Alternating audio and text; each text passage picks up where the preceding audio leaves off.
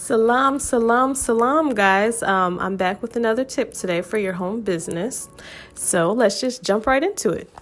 Okay, so today I want to talk to you guys about focusing on, well, let's face it. We're all in business and you're in business to make money, right? We do business talk, right? Not hobby talk. So there's money involved. And even though talking about money and sales and all that, it can seem, kind of grimy a little bit. But when it comes down to it, that's what we're doing. We're selling a service to make money. And so in order for you to actually make sales and make money in your business, you have to properly market your business. So today I want to talk to you guys about something important that you may need to hear. Okay, you ready for it? This is big, really, really big. Okay, here it goes. It's not about you. Let me say that one more time. It's not about you. Just let that sink in for a minute. Okay. I know you probably got that from the title, so it wasn't a big secret, right? Yeah. Okay. So nevertheless, what I mean by saying that it's not all about you is this. When it comes to the product or the service that you want to offer to a person, it's all about making sure that what you're offering can add value to that person or your potential customer. And with you being in business to make money, I know there's all this hype about do what you're passionate about, which I think you should definitely. If there's a market for this thing that you're passionate about and you happen to be good at it, which is also important, right? Then I think you should definitely capitalize off of it. I definitely promote that. But I would say to not focus so much on how passionate you are about a thing and focus more on what you know how to do or what you're good at, especially if you're just getting started. Because you could be passionate about something that, wouldn't really translate into being good for somebody else. You may need to perfect it a little bit. And maybe you are good at it. Like I said, check the market. Because when it comes down to it, you have to be able to prove results for somebody else for whatever it is that you're saying that you're going to make their life easier make life easier for them, whether it's a service or a product. So I primarily talk about things that are geared toward a service business because that's what I know.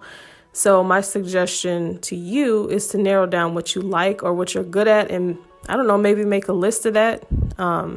See what you're good at, see what you know how to do. And then maybe from that list, you can extract those things that you happen to be passionate about as well. And then maybe work towards developing that into a business because you really should at least like what you do, at least a little bit, unless you're just going to outsource everything. But that's another conversation for another day. So back to what I said. It's not all about you, right? So it's let's say if you want to open a store, right, with nothing but, designer paper clips or something, right? Just because that's what you happen to like. It's very easy to just be like, okay, I want to buy a bunch of these paper clips and then maybe even customize them. But it's because it's something that is good for you or that you like and that you think is pretty. And so now again, going back to that mentality, if it's something that you would like and there's also a market for it, then, go ahead and push that, sell those paper clips, girl. But don't focus on you liking it and then be like, okay, this is my business. And then that's it. And I don't care. That's what I like. And that's what I'm going to push, this thing. You have to do your research, make sure there's actually a market for it and that people will buy the product or at least invest in this particular service. Now, you can definitely add your creative spin to that. This is where it gets unique and different, So by all means, shine in your marketing efforts with your creativity. It doesn't matter what it is. So focus on not worrying so much about how you feel about a thing and something that's okay with you and focus more on whether or not if it's solving a legit problem for the person that you're trying to market towards. That's what it's all about. Because now when we get into the marketing, this is basically going to translate into your voice, the voice of your brand and your company. You have to be able to market in a way that the person that you want to reach or your ideal customer into a way that is something to their ears that they can hear and begin to want and see the importance and the value in. This is also why I think it's important to niche down in your field. Now, you could be niching down based on the service that you're providing, or it could be about who you're providing the service for. I know people have differences of opinion on that, but mine is to niche down. Because, I mean, like if we're talking about, let's just say, for example, social media. Let's say you have this business owner that you want to work with that's a shoe shiner, right? If you have two different social media professionals, you have this person over here on one side who's a generalist, and then you have this person on the other side who works with shoe shiners, only shoe shiners, like throughout, the country in different cities. If you're a shoe shiner and that's your business, you're not going to say, well, sure, I'll go ahead and try out this generalist. No, you're going to pay the extra money. And if you have to choose between the two, you're going to want the professional who works specifically with shoe shiners, because the shoe shiner professional actually already knows your business and he knows your customer. He's already been honing his voice on that with his other clients. So you're going to want that person to help you provide the service to market towards those people who want to come and get their shoes shined, right? He is going to be the expert on the voice. This is how you want to be perceived. You want to be that professional who is the go-to person for your ideal client. So I think it's important to niche down personally, but again, it all translates into the same thing that we've been talking about, the topic, because it's not about you, it's about the customer. So if you want to have a successful business, especially a successful service business, you have to get into the mindset of serving the customer and not yourself. You have to be able to know what they want. You have to be able to express to them why what you have is the solution to their problem or their want. And then why what you have, because, let's face it, somebody else also has the same solution as you. So you have to translate why what you have is a better solution than the next person for the problem or the want. And more so than that, focus on, how am I trying to say this? The more that you know your customer, the more you can focus on what it is that they want and not what it is that you want to give them. And the better that you'll be able to speak to them and catch their attention.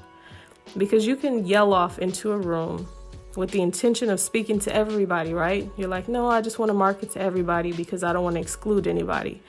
But nobody's going to hear you because you're just like this loud voice in the room full of people. But when you niche down and you're focused on one particular audience in that room that you're speaking to, now your efforts in that room start to become more effective. Even if it's only a few people that hear you, it's the few people that you were aiming for and that you want to help in the first place. Now, something people get twisted is just because you niche down doesn't mean you can't work with other people. Niching down, it more so helps you, again, with your marketing efforts. But if you were the shoe shiner social media professional, but this guy comes who has a pet store and he just heard that you're really good with, your marketing, it doesn't mean you can't venture out and work with him. Again, this is just so that you have a solid base to always work with and that you are known for. So anyways, let me not get sidetracked. Once you start to niche down and focus on that one particular audience that you're speaking to, again, everything just gets more effective. And then it's like you guys, like what I said, if somebody's yelling into a room, right, and these people hear you, it's like you guys are kind of having this personal conversation between the two of you guys, right? Your ideal customer that you want, they hear you speaking directly to them in that crowd of noise. So, I hope that makes sense, the way I explained it. And because it does tie into knowing who your ideal customer is so that you can speak to them and not just about what you want to say, I think the next episode that I do is going to focus on how to hone into your actual target market. That way you can figure out how to speak to them. So just imagine yourself, right? Because we're talking about sales here. We've all had people who try to sell us things, right? Some things you just kind of hear people and you might listen just to be nice and then kind of be like, okay, thank you, and walk away, right? But then there are some things that you really did have somebody sell you on because it was something that you either liked or you wanted, and you didn't necessarily know before that you wanted it or liked that thing, but they just spoke to you, It's kind of like being out here in the realm of business these days. Everybody's selling something, Everybody wants to help you start a business or grow your business and all that stuff. But if you do actually need help in your business, you're going to gravitate towards the person that resonates with you. So there's something about that person that stands out. There's a reason why, even though there's all these people who are offering you the same thing, there's a reason why you're going to gravitate towards that one person over another. and why you're even willing to go a step further and pay this person over the next person. So think about this in your business as it pertains to you as that person who's selling something. How am I going to be that person that's going to attract the people that I actually want to come out of their pockets and pay me money? What is it that I'm offering them? And so just again, my tip, like I said, focus on your customer, okay? Focus on them. Focus on them, focus on them, focus on them. Let all of your service offerings reflect around them. Let it all be about them. Let your marketing be about them. Let your branding be to speak to them. Everything that you do, all of your efforts should be geared towards what it is that they want. It should not be all about you. Think about this. Think about this from a logical standpoint, okay? You can't just expect people to just come throw money at you for no reason just because you want it.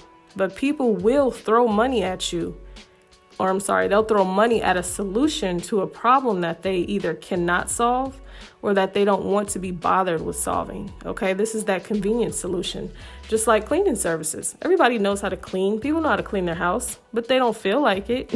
So they're going to pay somebody to take that thing off their hands, But if it gets into something else, like let's say you're an email marketer, there are people who legit have businesses, but they don't know anything about email marketing and how effective it is.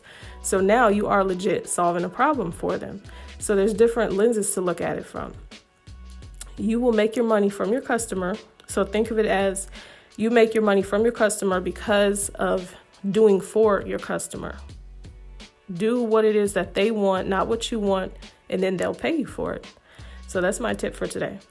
And like I said, the next one, I'll talk about, more so identifying who the target customer is. Who is it that you want to speak to in the first place? That way we can go a little bit deeper into how to speak directly to them. When it comes to marketing, it really can be simple. So I'm going to help you guys simplify it. But just in case, for those of you who don't want to stick around and come back and listen to me next week, I'm going to give you a takeaway from this episode, okay? I want you to have a seat and really think about something. Think about your business. Again, if you're just starting, right, this is good. Think about what it is, like we talked about earlier, that you want to do, what service you want to offer in the first place, okay?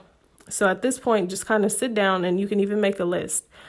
Who is it that you would like to work with? Like which profession? Do you want to work with lawyers, doctors, salons, auto mechanics, like who do you want to work with? What profession, which area? And then ask yourself, what is it that people in that profession need? Like, why would they need your help? If you had something to offer them, what reason would it be for? And then make a list. Make a list of what you could do then to help them to fix that thing, to make it easier, because that's where your sweet spot is going to be. This is where you're going to really shine, because now that you know this, everything that you do in your marketing, your promotion, the way you speak, everything online, offline, whatever, all of it is going to be now geared towards whatever that solution is for the problem that they have in that profession. So you're going to go from talking about just who you are and what you do. So like instead of you showing up and saying, I'm an email marketer, when somebody asks you what you do, instead of you saying, okay, I'm an email marketer, you're going to say, I create monthly or weekly, whatever, email campaigns for lawyers who deal with, car accidents, or family lawyers, whatever, because now you've gotten very specific. You're saying what job it is that you do, and you're saying who you're doing it for. So now you shine, you stand out, you are that professional, you are that go-to person for this profession and for this particular thing, okay? So for now, expressing how what you do is the answer to all of their problems. That's what it all boils down to, okay? So you got this. Go ahead and do that if you don't plan on coming back, but we'll talk about that more next week. And that's all I got for y'all today. All right, salams.